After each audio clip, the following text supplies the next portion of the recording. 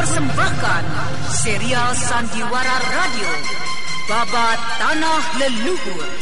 Sebuah kisah kolosal dari tanah leluhur ratusan tahun yang silam di tanah Pasundan yang diwarnai dengan kekerasan, ambisi, keserakahan, iri dan dengki, serta cita-cita dan cinta anak manusia.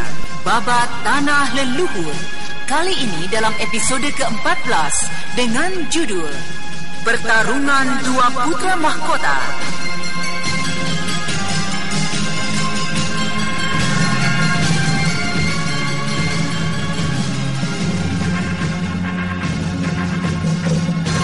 Pada kisah yang lalu diceritakan, Raden Sanjaya bersama Anting Wulan dan Raden Sakapalwaguna ditawan oleh Ki Sangikiwo yang merupakan guru utama dari Padepokan Pokpitu. Raden Sanjaya yang tidak ingin menimbulkan keributan di padepokan itu, membiarkan dirinya dikurung dalam kamar tahanan yang kokoh. Anting Wulan dan Sakapalwaguna mengikuti kemauan junjungannya. Dan malam harinya di Padepokan Pokpitu itu,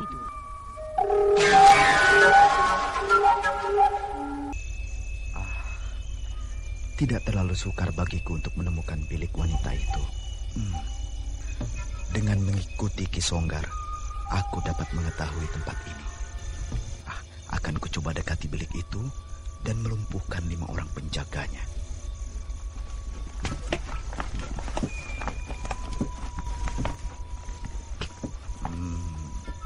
Agar tidak terjadi keributan, aku harus melumpuhkan 5 orang penjaga bilik itu sekaligus.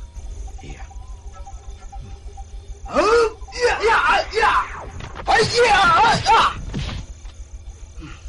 Berhasil. Kini aku akan mencoba masuk dan melihat ke dalam. Mudah-mudahan aku berhasil menemukan orang yang kucari itu.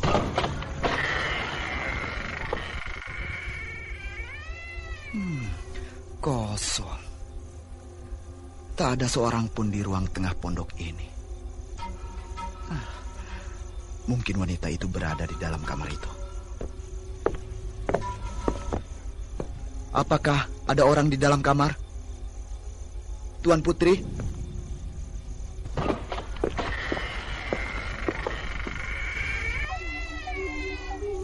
Hei, siapakah kau ini, anak muda? Mengapa kau memasuki pondok ini tanpa mengetuk pintu? Ampun, Tuan Putri. Saya adalah Sanjaya. Saya datang kemari ingin berjumpa dengan seorang wanita yang bernama Sanaha. Apakah Tuan Putri adalah orang yang saya cari? Siapakah kau ini, anak muda?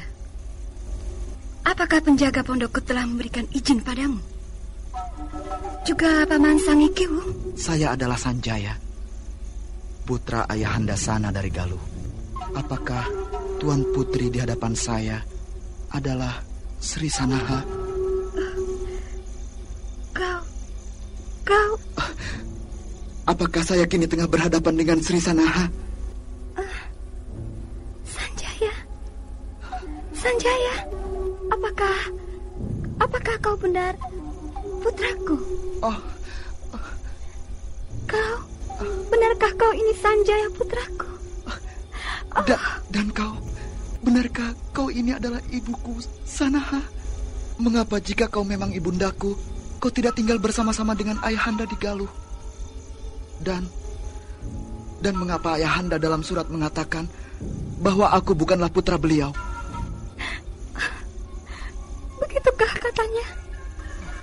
Begitukah Kanda Sana berkata?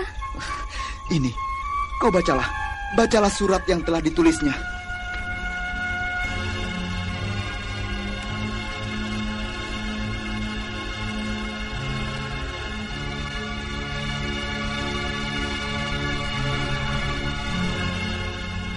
Raden Sanjaya kemudian menyodorkan surat yang diberikan ayahandanya pada wanita di hadapannya. Sambil menangis terisak-isak, wanita itu mengambil dan membaca surat yang diberikan oleh Raden Sanjaya. Baru saja ia selesai membaca surat itu. Tuan Putri! Anak setan! Kau berani mengganggu Tuan Putri junjungan kami? Paman Sangi, biarkanlah anak muda ini bersama-sama denganku. Biarkanlah aku berbicara dengannya. Ketahuilah, Paman. Dia adalah putraku. Oh, tapi saya tidak pernah tahu itu. Dan lagi saya khawatir Tuan Putri salah melihat. Bukankah Tuan Putri tidak pernah melihatnya kembali setelah Tuan Putri meninggalkannya 16 tahun yang lalu? Apakah maafkan hamba Tuan Putri, apakah bukan tidak mungkin ini adalah jebakan dari Ki Darmodaya?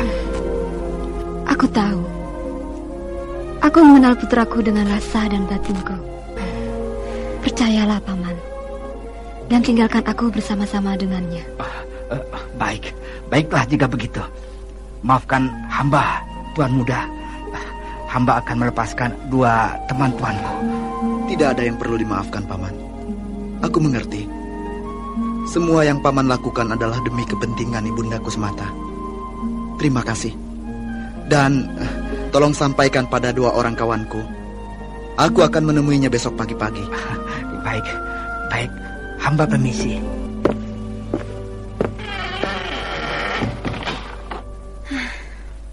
Bagaimana? Apakah kau menjadi jelas? Sekarang ceritakan padaku. Siapakah sesungguhnya dirimu? Apa hubunganmu dengan ayahandaku?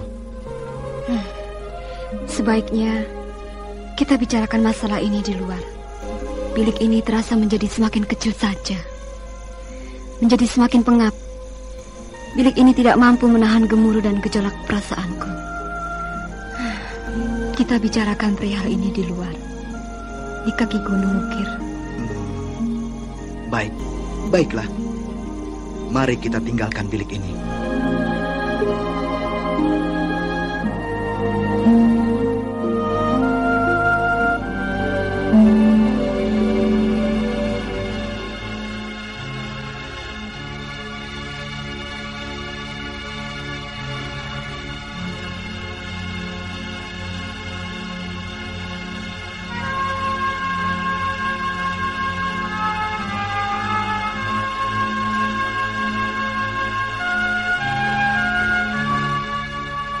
Agung yang dihormati di padepokan itu kemudian keluar dari dalam biliknya dan diikuti oleh Raden Sanjaya.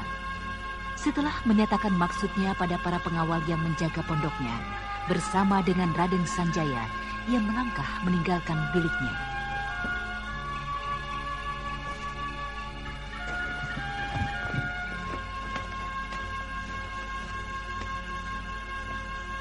Di mana kita akan membicarakannya? Di atas sana. Lihatlah itu. Bulan yang sepotong kecil mulai kelihatan sinarnya. Awan gelap telah berpindah dan menyikap bulan sabit itu. Baiklah. Ayolah kita terus ke atas sana.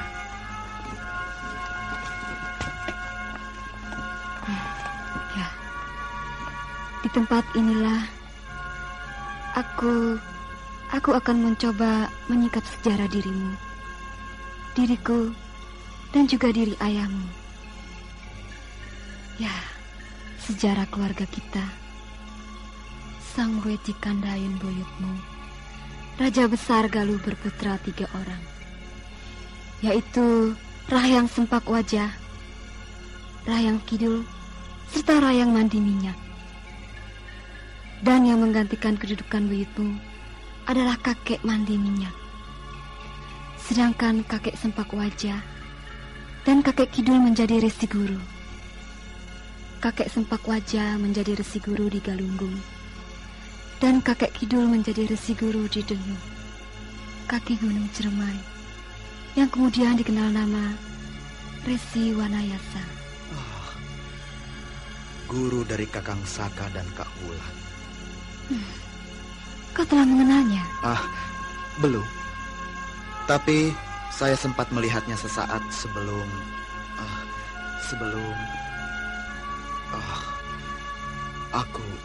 Aku tidak boleh menceritakan tentang kehancuran Galuh saat ini pada ibundaku ini. Ada apakah? Kau tiba-tiba melamun? Tidak. Lanjutkanlah kisahmu itu. Baiklah Sanjaya putraku. Baiklah. Kakekmu Mandi Minyak adalah seorang laki-laki hidung belang. Seorang laki-laki bejat yang sangat memalukan. Kakek Mandi Minyak? Ya, kakek Mandi Minyak adalah seorang laki-laki yang berakhlak bejat. Ketika kakek Sampak Wajah sakit, ia mengundang istrinya yang sangat cantik, yaitu Rababu. Kakek Mandi Minyak sangat tergila-gila pada istri saudaranya itu. Ia merayu sampai akhirnya Rababu memenuhi kehendak hatinya, kehendak nafsunya. Akhirnya Rababu melahirkan anak yang sebenarnya adalah putra dari kakek Mandi Minyak. Dan putranya itu diberi nama Sana. Ayahanda?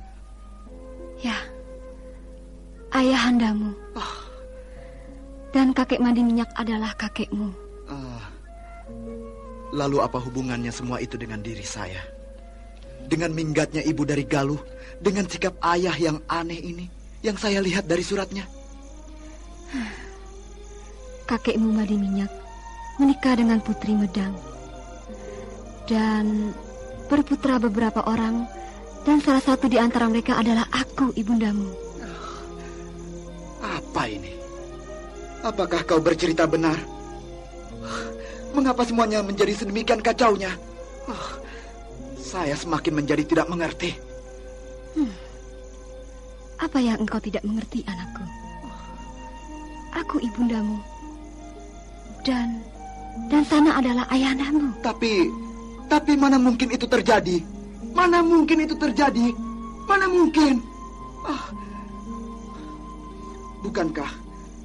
Bukankah menurut cerita tadi, engkau dan ayahanda adalah saudara seayah? Ya, tapi itu telah terjadi. Itu telah terjadi, dan kau adalah hasil dari perkawinanku dengan suamiku, dengan saudaraku. Kakekmu Mandi Minyak adalah yang harus bertanggung jawab. Ketika kakek dan seluruh keluarga merencanakan pernikahan aku dan Sana, ia tak dapat menolak. Ia tidak berani untuk membuka aibnya itu. Maka terjadilah perkawinan itu. Gila! Benar-benar memalukan. Aku tidak pernah mengetahui sebelumnya. Demikian juga ayanda. Dan ketika kami tahu, kami mendengar hal itu, aku pindah dan meninggalkan ayahandamu. Aku pindah kemari ke Keraton Mandini dan kemudian mengasihkan diri di Padepokan Poh Pitu. Tapi mengapa ayahanda tidak mau mengakuiku sebagai putranya dalam suratnya itu? Aku mengerti, Sanjaya. Aku mengerti. Semua itu karena perasaan sesalnya dan juga untuk memperbesar rasa penasaran dalam dadamu. Aku tahu pasti isi hatinya.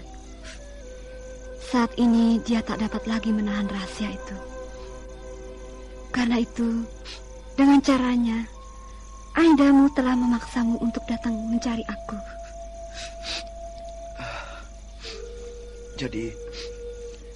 Jadi kau benar ibundaku.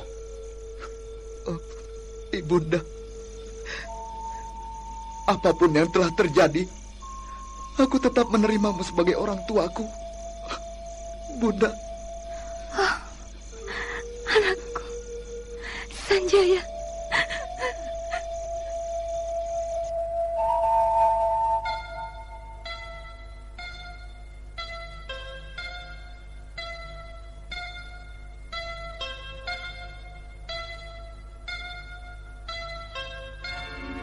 Setelah mengantarkan ibundanya kembali ke pondok, Raden Sanjaya mencari Saka Palwaguna dan Anting Wulan. Iya, mereka telah kami tempatkan di bilik tamu. Mereka menempatkan 2 kamar di sebelah selatan padepokan ini. Nah, itu di sana. Raden bisa menanyakan pada para penjaga. Mereka sudah saya beritahu tentang siapa sesungguhnya Raden. Sudahlah, Paman. Biarkan saja mereka beristirahat. Oh, ya. Keduanya tentu lelah sekali setelah melakukan perjalanan berangin-angin di hutan. Ya, baiklah. Ayo, marilah ikut saya jika Raden hendak beristirahat. Saya akan tunjukkan kamar yang baik untuk Raden tempati. Mari. Biarlah, Paman. Nanti saya akan mencari Paman ataupun mencari kamar Kakang Saka jika saya mengantuk dan ingin tidur. Oh, ya. Apakah Paman dapat menemani saya berbincang-bincang sebentar? Ya, tentu saja, Raden. Paman akan menemani Raden jika memang Raden belum mengantuk. Belum, Paman. Ya. Aku belum mengantuk. Paman, apakah Paman dapat menceritakan sedikit tentang perihal kerajaan Mandini? Tentang kemelut yang terjadi dengan padepokan ini? Ya. Hingga Paman mencurigai saya. Ya, tentu Raden. Tapi, apakah Ibunda Raden belum menjelaskan hal itu? Belum, Paman. Kami membicarakan masalah keluarga yang jauh lebih penting. Ya. Raden harus menemani Ibunda Raden. Ya, Raden tidak boleh meninggalkan beliau. Saat ini Ibunda Raden tengah dalam kegelisahan hati. Tapi apakah penyebabnya, Paman? Ceritakanlah. Ya, baiklah. Akan saya ceritakan. Tapi saya mohon, Raden mau berjanji untuk tidak meninggalkan Ibunda Raden. Kasihan sekali. Ya, berjanjilah, Raden. Itu sudah pasti, Paman. Aku baru saja bertemu dengan beliau, dan saat ini ibundaku dalam kegelisahan. Bagaimana mungkin aku akan meninggalkannya, Paman? Oh, bagus. Baiklah. Jika begitu, dengarlah cerita hamba ini. Kemudian Ki Guru Samikiwo menceritakan kejadian yang menimpa junjungannya Sri Sanaha. Kita tinggalkan dulu Raden Sanjaya di padepokan Poh Pitu. Sekarang marilah kita ikuti kisah perjalanan dari Resi Amista. Ayo.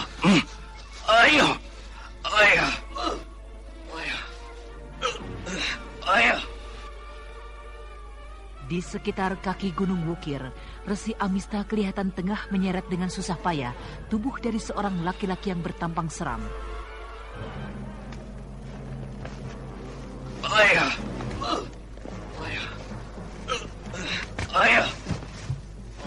Kurang ajar. Aku terpaksa harus bersusah payah. Aku harus bersabar untuk tidak membunuhnya.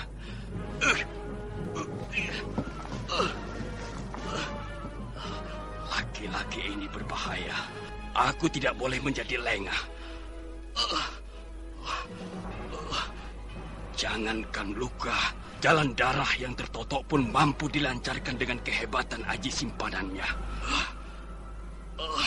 Aku harus mendapatkan ajinya itu. Aku yakin aji itu merupakan aji kesaktian yang hampir tidak berbeda dengan aji rawa rontek yang kukenal itu.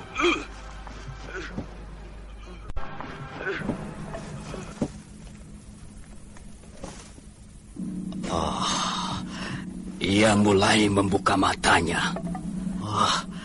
Kau hebat sekali, Suro Abur-Abur. Ki Suro, sadarlah. Ini kita telah tiba di kaki Gunung Wukir. Aku telah membawamu sampai di tempat ini. Sadarlah kau, Suro. Aku harus berhati-hati. Bukan tidak mungkin ia akan berbuat licik. Berpura-pura lemah, tapi menyerangku secara tiba-tiba. Ayo, bangkitlah, Suro. Bangkitlah. Aku tahu kau mempunyai kemampuan untuk itu. Bangkitlah kau. Bangkitlah dan jangan berpura-pura.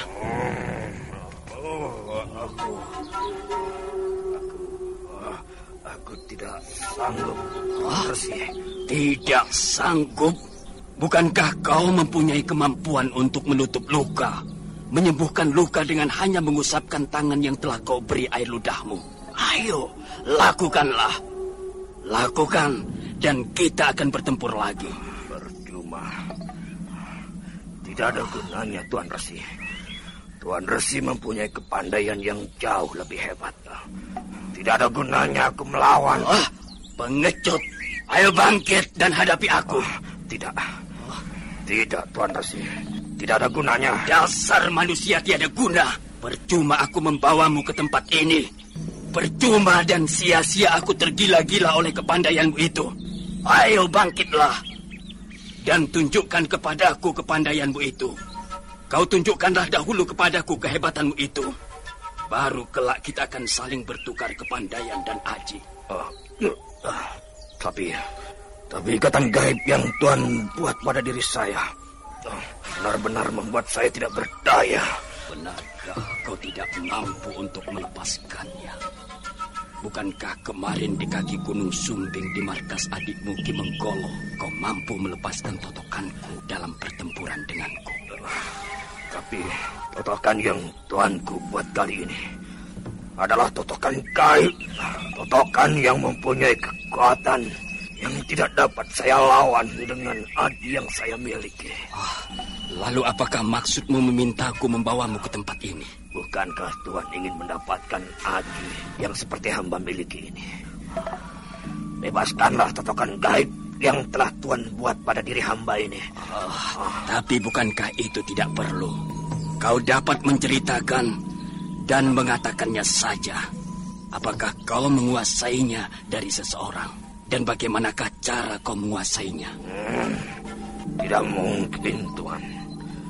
Saya harus memperagakannya. Mulai dari gerak dasar membalik jalan darah hingga menuntun Tuan ke tempat pertapaannya. Membalik jalan darah? Di manakah pertapaannya itu? Saya dapat menunjukkannya.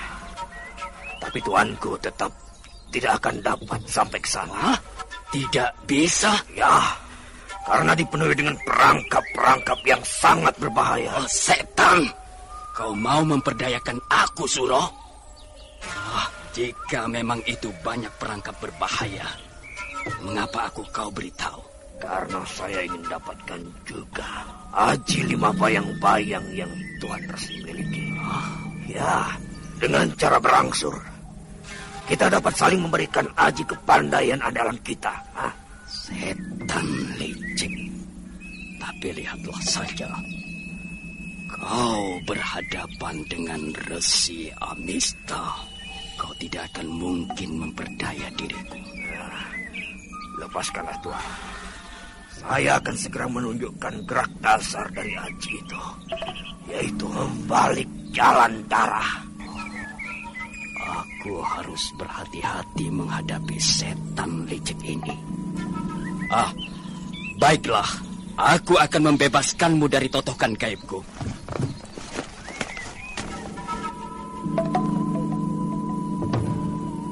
Resi Amista bertindak perlahan mendekati Ki Suro Abur-Abur dan kemudian mengacungkan tangannya siap menepuk beberapa jalan darah sambil berkomat-kamit. Tapi ketika Resi Amista mengayunkan tangannya, secara tidak terduga, Ki Suro Abur-Abur yang tergeletak tidak berdaya itu bangkit menyerangnya.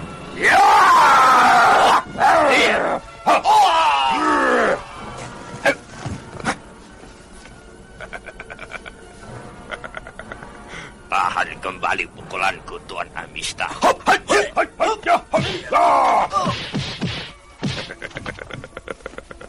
Bagaimana, Tuan Resi? Kau ingin mampus? Kau mencari mampus? Berani datang dan mencari aku kembali? Mencari aku, Suro Abur-Abur? Licik. Licik kau, Suro Abur-Abur. Benar-benar tidak tahu malu. Manusia serakah. Kau menginginkan ini, Ini. Kau lihatlah baik-baik.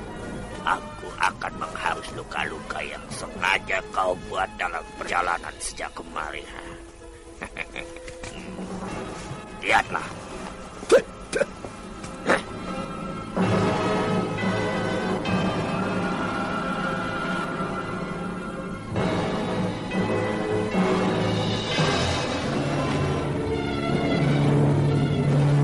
Kembali Ki Suro Abur-Abur menunjukkan aji yang teramat diidam-idamkan oleh Resi Amista. Satu persatu luka-luka kecil yang sengaja dibuat oleh Resi Amista lenyap menutup diusap oleh Ki Suro Abur-Abur.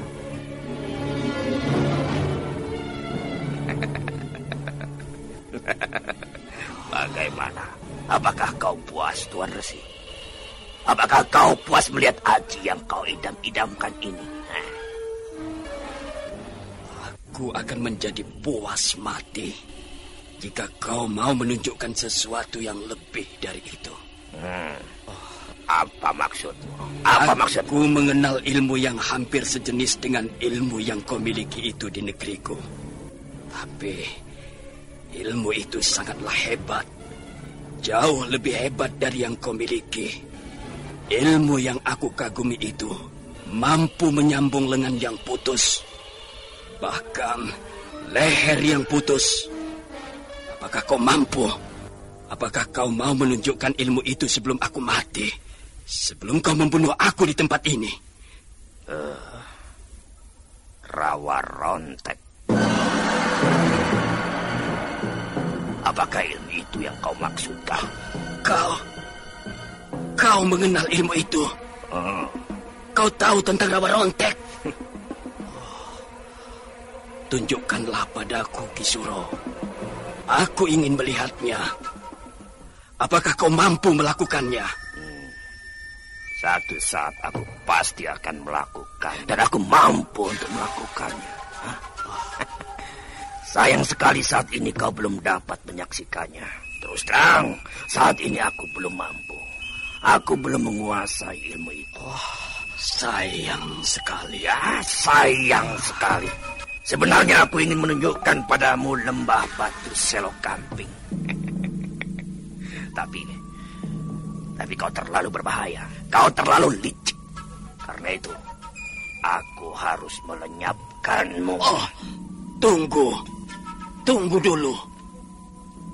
Lembah batu Selogamping. Bukankah itu tempat tinggalmu? Kau pernah mengatakannya padaku. Baiklah, aku akan mengatakannya padamu lebih jelas lagi. Aku mendapatkan semua ini dari lembah batu Selogamping. Di tempat itu, di antara dua buah gunung yang menjepitnya. Apakah itu adalah kuburan dari Prabu Dasamuka? Kuburan beliau? Aku tidak percaya dengan segala bentuk dongeng lama. Aku tidak percaya. Tentang manusia iblis itu, aku tidak percaya. Aku tidak percaya, Tuan Resi. Tapi aku mendapatkan semua itu dari tempat yang kukatakan tadi. Aku kira cukup semua ceritaku ini untuk pengantarmu ke neraka.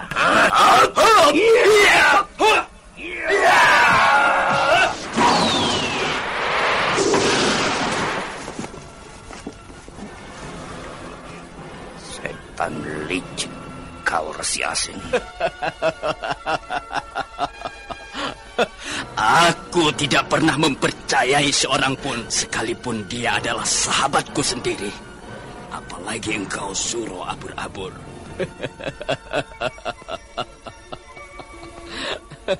Pelajaran itu telah kuterima sejak aku masih kecil. Semua manusia pada dasarnya mempunyai sifat yang licik. Licik.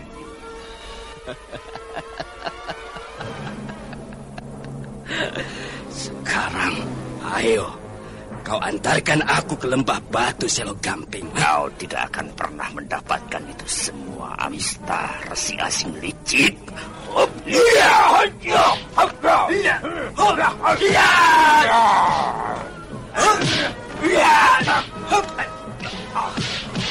Aku tidak mungkin akan berhasil menundukkannya hanya dengan mengandalkan kepandaianku yang biasa. Aku akan menghadapinya dengan aji 5 bayang-bayangku. Celaka, si asing itu akan mengeluarkan aji jalannya. Aji 5 bayang-bayang. Aku tidak boleh memberikan kesempatan padanya.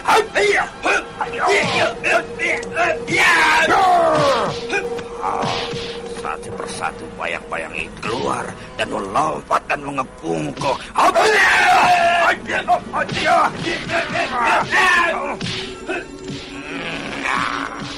Aji andalanku ini sudah menyatu dengan gerak dan napasku. Aku hanya membutuhkan waktu sekejap untuk menggelarkan ajiku ini. Kau harus tunduk padaku, Suro.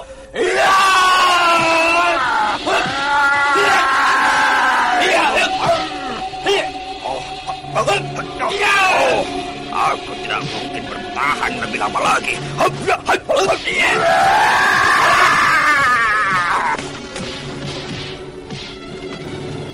5 bentuk dari Resi Amista yang mengepung Ki Suro Abur-Abur tidak memberikan kesempatan sedikit pun baginya untuk menarik nafas. Pukulan-pukulan serta serangan-serangan kaki dari bentuk-bentuk Resi Amista terus mengejarnya sampai akhirnya.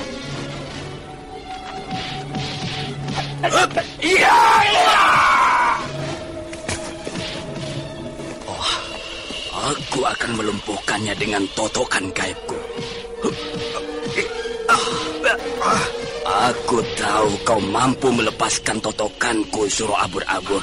Tapi aku juga yakin kau memerlukan waktu untuk itu. Kau belum menguasai kemampuan itu dengan baik. Lepaskan aku. Lepaskan. Aku menyerah. Aku menyerah. Totokanmu membuat tubuhku menjadi sakit sekali. Lepaskanlah. Maafkan. Kau harus merasakan semua penderitaan ini. Kau harus menerimanya karena kelicikanmu padaku. Sekarang tunjukkanlah lembah batu Selo Gamping itu padaku. Atau aku akan melepaskan anggota tubuhmu satu persatu. Ayo. Ayo. Baik. Tidak ada gunanya aku mendustaimu, Tuan Resi. Kau seorang yang sangat cerdik. Bawalah aku ke arah timur sana. Ayolah. Bagus. Maaf. Aku harus melengkapi totokanku agar aku tidak menjadi was-was menggendongmu.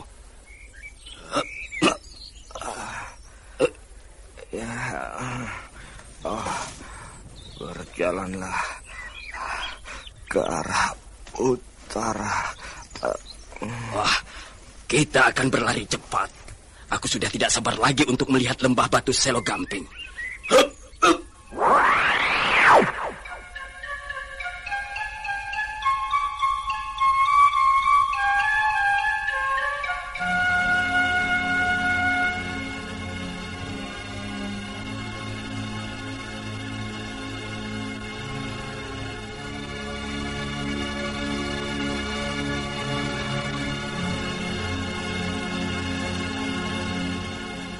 Sementara itu, Raden Purbaya setelah sadar dari pingsannya, tidak menemukan lagi Prabu Sora lawannya.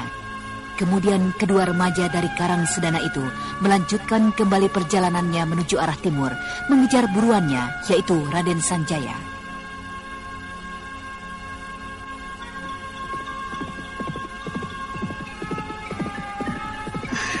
Kita berhenti beberapa saat untuk beristirahat.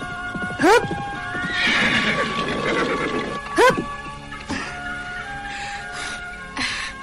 Perjalanan kita terlalu lamban, Kak. Ya, itulah yang memang menjadi buah pikiranku. 2 hari yang lalu setelah pertemuan kita dengan Prabu Sora, hampir 4 kali kita beristirahat. Dan cukup lama kita membuang waktu. Iya, membuang waktu memang. Tapi tidak juga dapat dikatakan seperti itu. Bukankah kita berlatih menyempurnakan gerak serangan berpasangan? Jika kita bertemu kelak dengan Raden Sanjaya, Dan saat itu, aku yakin kita telah siap sepenuhnya. Kita telah mampu untuk menundukkannya. Benar, Raden. Juga Bibi Wulan dan Paman Saka akan kita berikan hajaran jika menghalangi niat kita itu. Kak, tahukah kau, ketika aku melarikanmu dari bukit batu di pinggiran desa Selomerto, Bibi Wulan yang diperintahkan menangkap kita berhasil mengejar kita. Tapi dia tidak mengganggu kita. Ia membiarkan aku pergi. Pada dasarnya, Bibi Wulan tidak menyangka aku berbuat keji di Galuh dan juga di desa Selomerto. Karena itu, apapun yang terjadi, sebaiknya kita jangan menyusahkan Bibi Wulan. Sekalipun ia menghalangi kehendak kita membalas dendam pada junjungannya?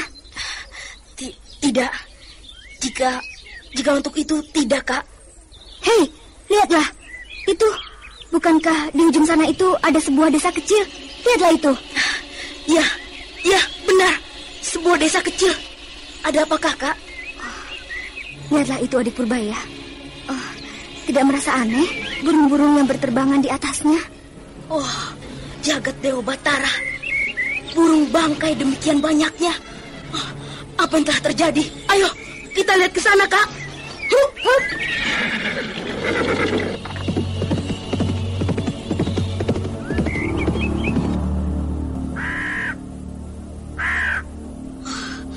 Jagat Dewa Batara. Ada apa dengan desa itu? Ayo, kita lihat ke sana, Kak. Hup.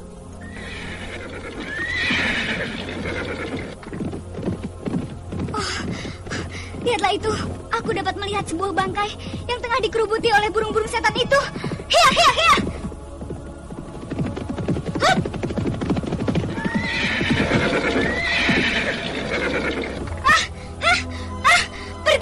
Pergi kau burung-burung setan. Pergi.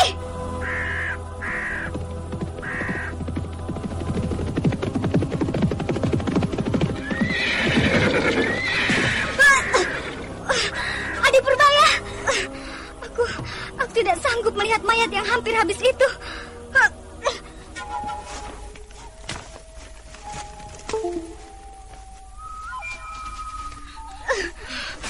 Benar-benar keji. Apa yang sebenarnya terjadi di desa ini?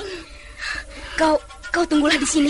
Iya. Jika memang tak sanggup menyaksikan mayat-mayat seperti itu, biarlah aku masuk lebih jauh lagi ke dalam desa itu. Lihatlah itu, banyak sekali burung bangkai di dalam sana. Tidak Adik Purbaya. Kita bersama-sama memasuki desa itu. Mari kita berjalan kaki saja.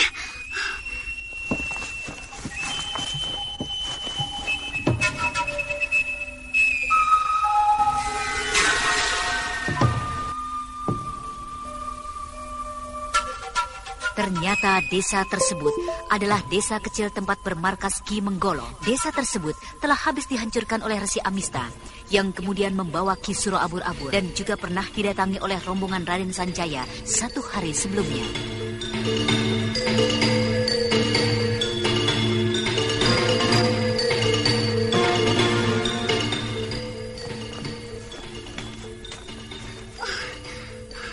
Entah iblis mana lagi yang telah melakukan pembantaian di tempat ini.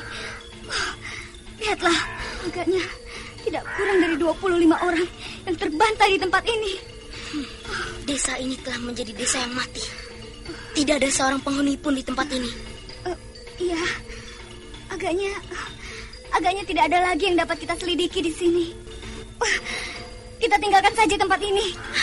Ya, kau benar. Mari, Kak. Lihat itu. Di sana ada seseorang. Kejar Adik Purbaya. Hup. Di sana, Kak. Hei, lihat. Bayangan itu menghilang. Hup.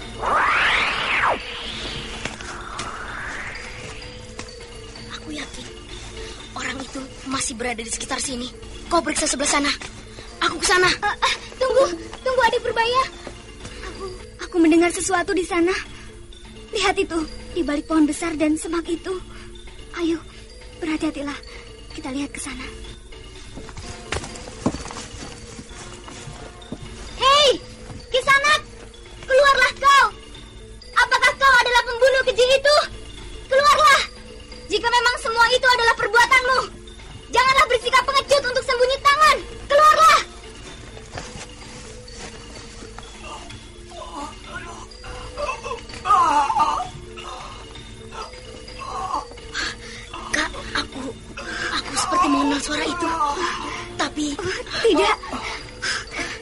Bangkit adik Purbaya.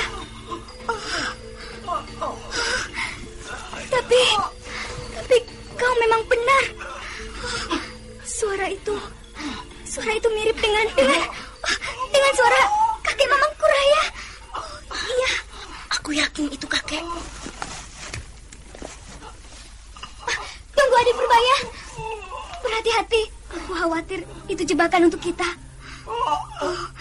Banyak keanehan yang telah terjadi yang menyelimuti perjalanan kita sejak dari Karangsedana. Tunggu, kita berhati-hati. Mari.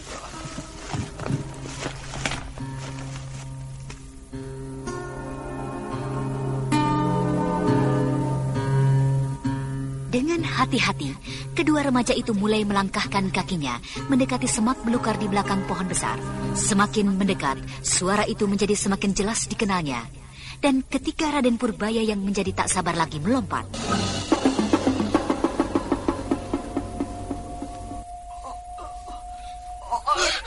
Kakek Cempaka.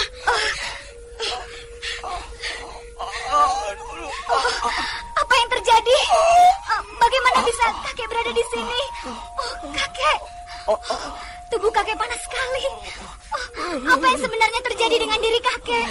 Mungkin kakek terkena sejenis racun. Tapi bagaimana kakek bisa berada di sini? Bagaimana bisa kakek sembuh secepat ini? Keadaan kakek saat kita tinggalkan demikian parah. Saat ini baru hari ke-6 sejak kita tinggalkan kakek di Pondok Dewi Jampi. Kakek, apa yang terjadi dengan diri kakek? Kek, ini kami, Purbaya dan Cempaka. Kakek. Agaknya kakek tidak lagi dapat mendengar kata-kata kita. Rasa panas ini yang menyebabkan kakek jadi sedemikian menderita. Lihatlah itu adik Purbaya. Kini kakek tidak lagi menderita seperti tadi. Ya, kakek. Apakah kakek dapat mengenal kami? Kakek. Tentu saja aku mengenalmu. Bocah gendeng, bocah goblok. Kakek, apa yang terjadi dengan kakek sesungguhnya? Mengapa kakek tiba-tiba saja berada di sini? Dan mengapa kakek dapat sembuh secepat ini? Benar-benar kalian ini cucu yang tidak tahu diri. Cucu nakal, jahat. Apa kalian tidak ingin aku cepat sembuh?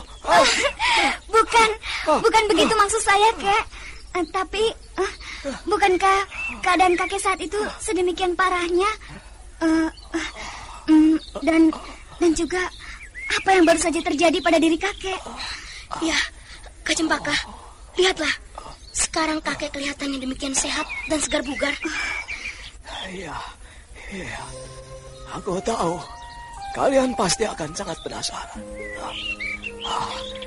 Tapi sudahlah, tidak perlu kalian bertanya lagi. Kakek akan menceritakan semuanya. Nah, dengarlah.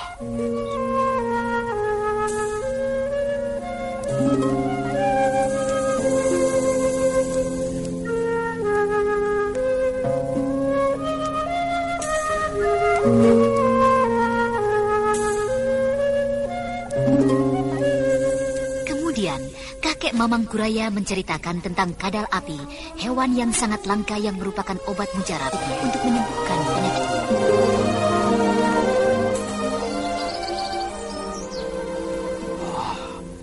Aku yang sudah tidak sabaran lagi untuk mencarimu. Segera meninggalkan Pondok Dewi Jampi. Dan juga ramuan yang masih harus kuminum tidak kubawa. Ya, akibatnya begitulah. Seperti yang kalian lihat dan saksikan tadi.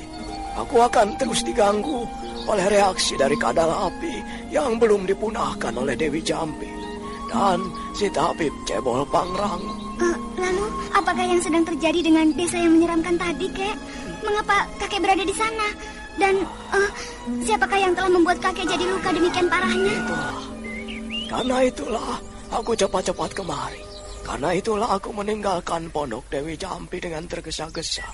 Aku khawatir terjadi sesuatu dengan kalian. Dan kalian berdua akan salah langkah. Apakah kakek telah mengetahui apa yang telah terjadi di Karangsedana? Iya, Dewi Jampi sudah menceritakannya padaku. Purbaya, ketahuilah, yang menganiaya dan ingin membunuh diriku itu adalah Prabu Sora dan Resi Amista. Dia mereka. Jadi yang ingin membunuh kakek adalah Resi Amista dan Prabu Sora. Ya, benar. Dan aku tidak yakin pembunuh ayahandamu dan juga Raden Landayan adalah Raden Sanjaya. Bagaimana bisa demikian, Kek? Ya, kami mempunyai bukti, Kek. Dan Kak Cempaka melihat sendiri laki-laki yang telah membunuh suaminya. Dan dia adalah Raden Sanjaya. Ana bisa begitu. Iya, Kek. Saya melihat sendiri orangnya. Melihat dengan mata kepala sendiri. Dan bahkan saya telah bertempur dengannya 2 kali. Pertama, ketika Kandalandayan terbunuh. Dan kedua, beberapa hari yang lalu kami bertemu lagi. Dan kau yakin dia itulah pembunuhnya? Saya yakin, Kek. Dan saya juga telah menemukan satu bukti. Keluarkanlah lencana yang kita temukan itu, Adik Purbaya. Ini. Nah, lihatlah itu, Kek. Lencana ini telah dilihat oleh banyak orang. Dan banyak yang telah memberikan kepastian bahwa ini adalah lencana kerajaan Galuh. Iya. Aneh sekali. Tapi apakah kalian tidak pernah berpikir adanya kemungkinan lain? Ingatlah, Prabu Sora pun memiliki lencana seperti ini. Dia juga pernah menjabat Galuh untuk beberapa tahun. Tapi saya... Ingatlah, Resi Amista mempunyai kekuatan hitam yang tinggi. Setan asing itu mampu untuk berbuat apa saja. Dan pikirkan juga tentang hilangnya tahta. Banyak kemungkinan yang dapat dilakukan untuk mengadu domba kalian. Mengusahakan agar kau dan Sanjaya saling tumbuh. Lalu kehadirannya di sekitar tempat ini juga cukup mencurigakan. Dia ada di sekitar sini. Iya, Kek. Kami menemuinya dan telah menempurnya. Lalu? Kami berhasil mengusirnya, Kek. Syukurlah. Pasti ada apa-apanya dengan kehadirannya di sekitar sini. Karena untuk itu, ku minta kalian jangan bertindak ceroboh. Maksud kakek? Jangan bertindak dahulu pada Sanjaya sebelum terbukti dan persoalan ini menjadi semakin jelas. Tapi bukankah... Purbaya, dengarkan. Juga kau, Cempaka. Aku akan membantu kalian untuk menangkap dan mengadili Sanjaya. Jika memang anak itu yang membunuh ayahandamu. Jika kita mendapatkan bukti yang lebih meyakinkan. Satu hal yang harus kau ingat. Resi Amista menguasai ilmu hitam yang sangat hebat. Kak Cempaka. Iya. Iya. Tapi tentang desa yang mengerikan itu, apakah kakek tahu penyebabnya? Aku juga baru tiba di desa itu. Aku juga tidak tahu apa-apa tentang desa itu. Ketika aku ingin menjumpaimu, tiba-tiba saja reaksi dari obat itu datang. Aku khawatir jika ada seseorang ataupun sekelompok orang, kalian akan kesulitan untuk menolong dan menjaga diriku. Karena itu aku pergi menjauh, mencari tempat yang sunyi, hanya untuk berteriak-teriak. Ya, panas itu hanya datang untuk beberapa saat. Sekarang bagaimana, Raden? Aku tetap ingin menemui Sanjaya. Aku ingin menyelesaikan masalah ini. Aku juga ingin tahu semua hal yang menyebabkan mereka memburu kita. Ya, aku setuju dengan rencanamu itu. Kita tetap mencari Sanjaya. Tapi tidak dengan dendam yang menggejolak, melainkan dengan hati yang tenang, kepala dingin. Ayo.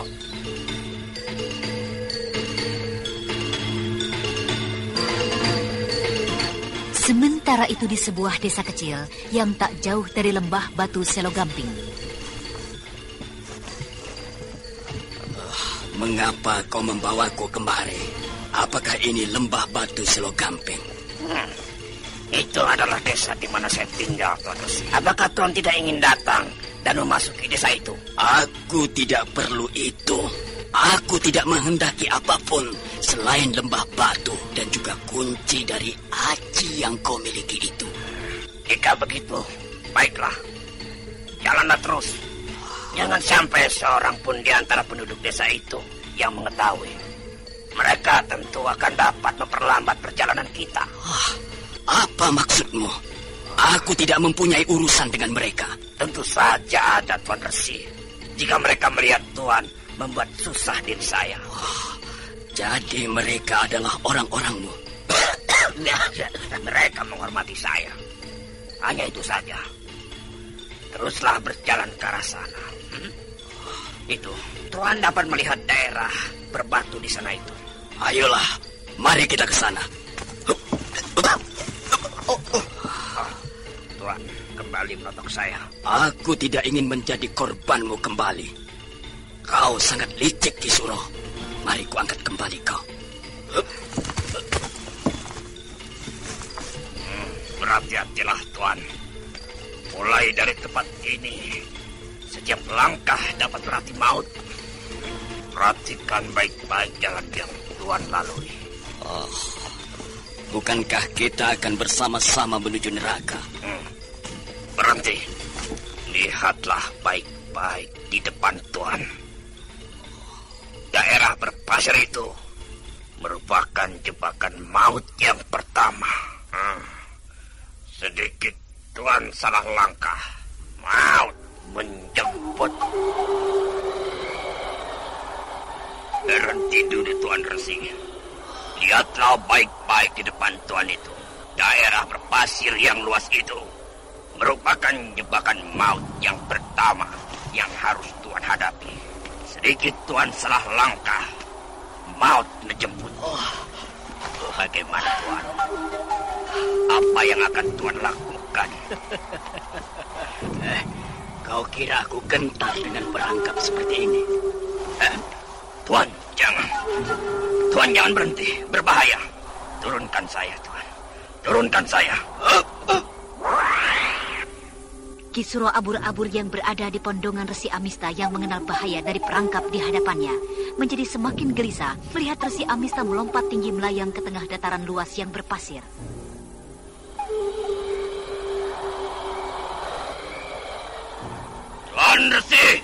Tuan Resi batu hitam kecil itu.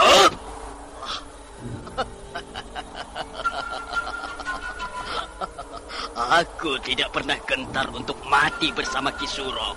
Aku tidak ada waktu untuk menanyakan arah dan caranya. Tuan Resi licik sekali. Tuan Resi menyadari bahwa saya masih tetap ingin hidup. Maka Tuan Resi tanpa ragu lagi melompat. Karena Tuan Resi yakin bahwa saya akan membuka rahasia dari perangkap pasir maut ini.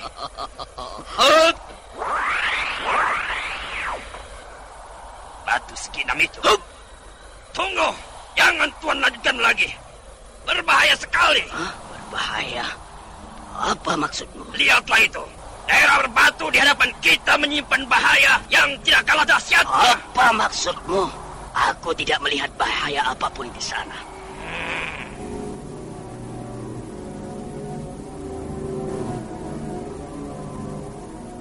Ki Suro abur-abur yang berada dalam pondongan Resi Amista kemudian mengedarkan pandangannya ke kiri dan kanan, mencoba menembus semak-semak di sekitar dirinya. Dan beberapa saat kemudian, nah, itu, tangkaplah kelinci itu, Tuan Amista. Tangkaplah kelinci itu. Kita akan membuktikan bahaya daerah berbatu di hadapan kita. Apakah kau tidak tengah mempersiapkan suatu perangkap atau jebakan untukku, Suro?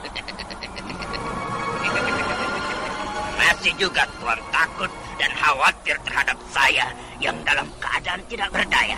Tangkaplah kelinci itu dan kemudian lemparkanlah ke daerah berbatu di hadapan kita. Ayolah Tuan Resi. Kali ini jika Tuan masih nekat melompat, saya tidak akan mungkin dapat menyelamatkan Tuan lagi. Baiklah, akan kuikuti semua saranmu. Tuan baru saja menotok saya. Kini Tuan melakukannya lagi. Tubuh saya serasa menjadi kian kaku. Maafkan aku, Suro. Aku belum mengetahui dengan jelas sampai di mana tingkat kepandaianmu yang aneh itu. Aku tidak berani mengambil risiko. Tunggulah kau di sini. Berbaringlah kau baik-baik.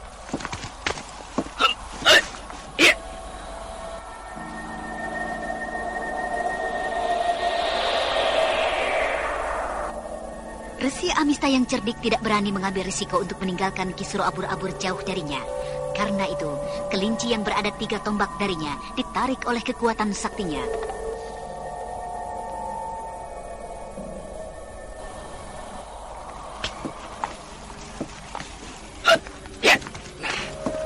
Sekarang apa yang harus aku kerjakan, Suro? Seperti yang sudah saya katakan, lemparkanlah kelinci itu ke tengah daerah berbatu itu.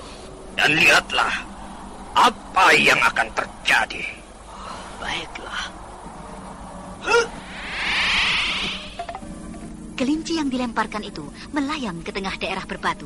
Dan belum lagi kelinci itu jatuh, kira-kira 1,5 meter dari permukaan daerah berbatu, terlihat melayang puluhan, bahkan hingga ratusan cahaya kemilau membara yang menerjang ke arah kelinci yang tengah melayang jatuh.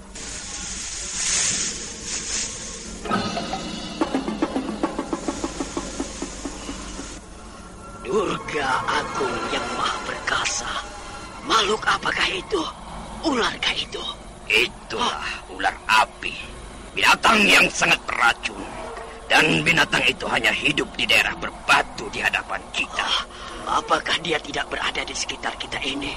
Di luar daerah berbatu? Binatang aneh itu tidak dapat hidup di tempat lain. Agaknya di sekitar tempat itu mengandung hawa hangat dari dalam bumi, yang justru merupakan sumber kehidupan bagi mereka. Tapi bagaimana kau bisa mengetahui semua itu? Itu, kau lihatlah di sebelah kirimu, di semak itu. Apa maksudmu? Tulang belulang rangka manusia. Ya, itu adalah rangka salah seorang muridku yang telah menjadi korban dari ular api itu. Licik. Aku mengerti sekarang. Jadi untuk keberhasilanmu mengetahui rahasia jalan menuju lembah batu Selo Gamping, kau telah mengorbankan muridmu itu. 7 orang murid. Ya, 7 orang muridku telah menjadi korban dalam perjalanan menuju lembah batu. 4 orang tewas dalam pasir maut. Dan 1 orang di sini. 2 lainnya masih di muka kita.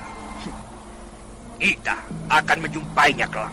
Lalu apa yang harus kita lakukan selanjutnya? Jalan mana yang akan kita tempuh? Aku akan menceritakan dan menjelaskan jalan menuju ke tempat tersebut. Tapi, apakah jaminan untukku? Apa maksudmu? Jaminan untukku. Jaminan keselamatan nyawaku. Kau tidak akan membunuhku setiba di sana. Setiba di lembah batu Selo Gamping. Dan juga jaminan kau mau memberikan aku aji 5 bayang-bayangmu padaku. Kata-kataku, janjiku, hanya itu yang dapat kuberikan padamu. Kau pasti akan menuduhku, Tuan Resi. Dari mana kau bisa mengetahui itu? Dari kelicikanmu. Setan!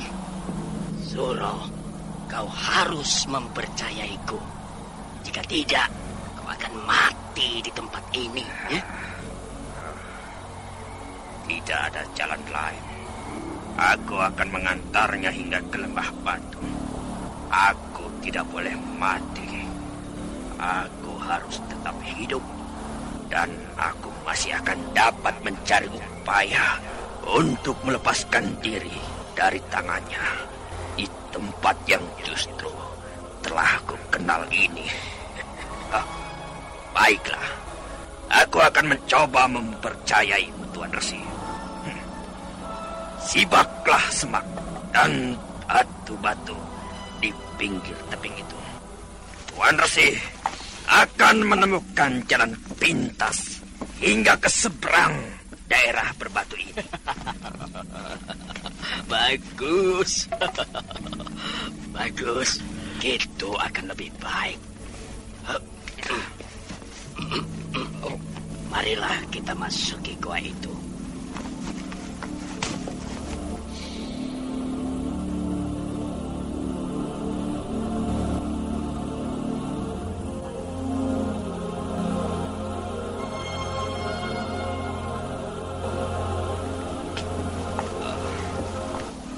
Ayolah, maju terus Tuan Resi.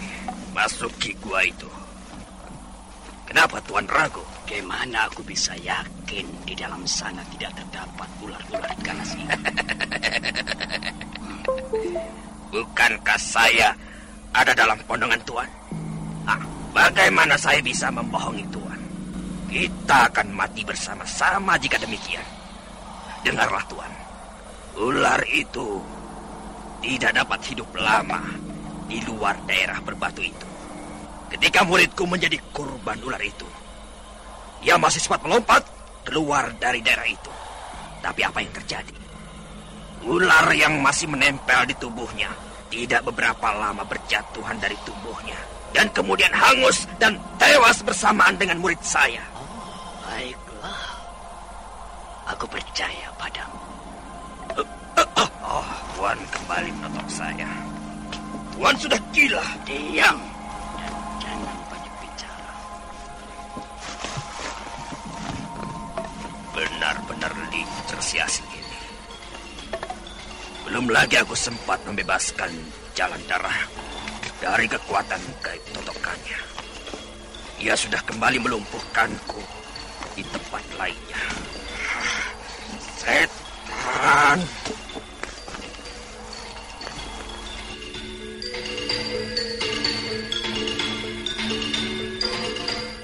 Dengan menunduk, Resi Amista memasuki gua kecil di lamping tebing. Tanpa menemukan satu gangguan pun, mereka akhirnya tiba di mulut gua lainnya, di seberang daerah berbatu yang merupakan jebakan yang teramat dahsyat itu.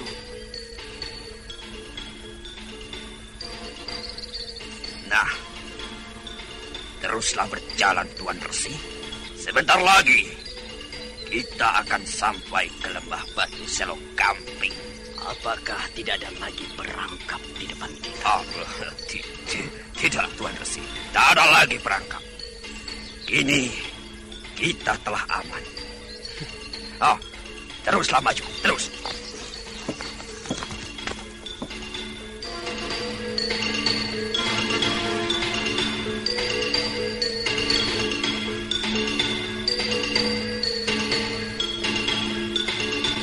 Dengan penuh kewaspadaan, Resi Amista melangkah maju ke depan. Semakin lama, jalan yang dilalui semakin menyempit. Di kiri kanan mereka tebing batu yang sangat tinggi, yang tidak kurang dari 10 tombak. Resi Amista terus berjalan menyusuri jalan, yang kini seakan-akan telah berubah menjadi lorong yang menyempit. Akhirnya, mereka tiba di ujung jalan. Dan di hadapan mereka membentang sebuah dataran berbatu. Beberapa pohon yang besar menghias sekitar tempat tersebut. Sebuah mata air yang jernih terdapat di bawah pepohonan. Sungguh sebuah pemandangan yang sangat menakjubkan. Akan tetapi, di balik keindahan itu Resi Amista merasakan cekaman suasana yang aneh.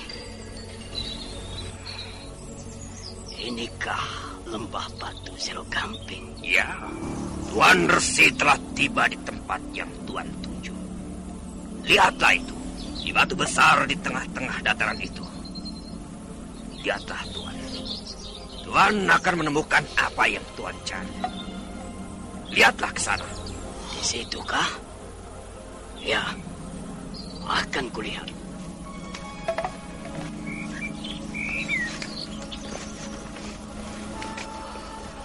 Aku harus tetap berhati-hati. Bukan tidak mungkin aku akan diperdaya olehnya. Ki Suro harus tetap kubawa bersamaku. Jika ada jebakan di sana, biarlah dia juga menemaniku ke neraka. Kita telah sampai. Lepaskanlah aku, Tuan Resi. Diamlah kau. Tuan Resi masih juga tidak mempercayai aku. Nah, lihatlah. Bukankah tidak terjadi sesuatu pun dengan diri kita? Lihat. Dan periksalah batu itu. Benar, batu itu terlihat penuh dengan guratan huruf Pallawa. Ya, aku dapat melihatnya dari sini. Aku akan memeriksanya. Apakah memang itu petunjuk untuk menguasai aji yang kuidam-idamkan, Rawa Rontek?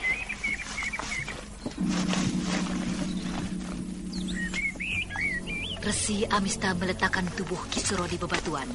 Kemudian perlahan-lahan ia mendekati batu besar yang terlihat penuh dengan guratan. Tetapi di hadapan batu itu, Resi asing yang cerdik dan culas tercenung. Wajahnya terlihat berkerut tegang, sementara Kisuro abur-abur yang tergeletak tidak berdaya kelihatan cemas melihat Resi Amista tercenung di hadapan batu besar itu.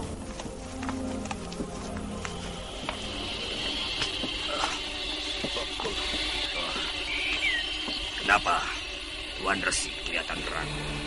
Periksalah dan lihat apa yang tertulis itu. Buktikanlah apakah saya telah mendustai atau tidak. Ada apa, Tuan Resi? Resi Amista tidak menjawab sedikit pun. Matanya terus saja memandangi batu besar di hadapannya, seakan-akan tengah menyelidiki sesuatu. Setelah beberapa saat ia tercenung, kemudian ia menebarkan pandangannya ke sekeliling batu besar itu, dan pandangannya tiba-tiba tertumbuk pada kerangka manusia.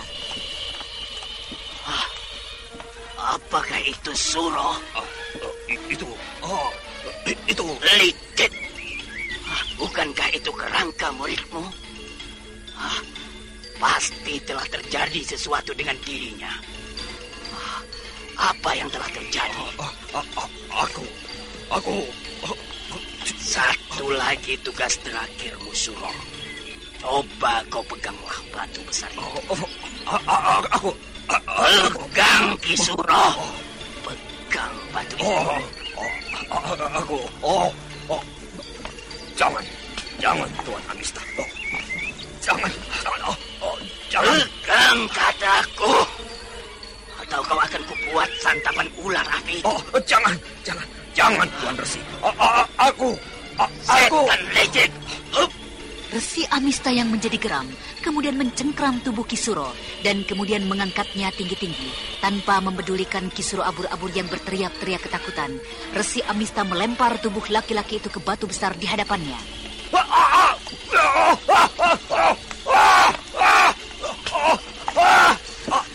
Hangus. Tubuh Kisuro hangus menghitam.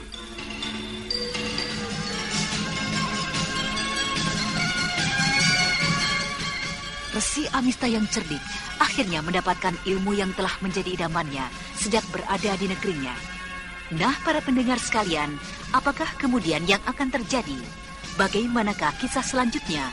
Untuk mengetahui jawabannya, ikutilah kisah Babat Tanah Leluhur ini dalam episode ke-14, Pertarungan Dua Putra Mahkota. Sampai jumpa.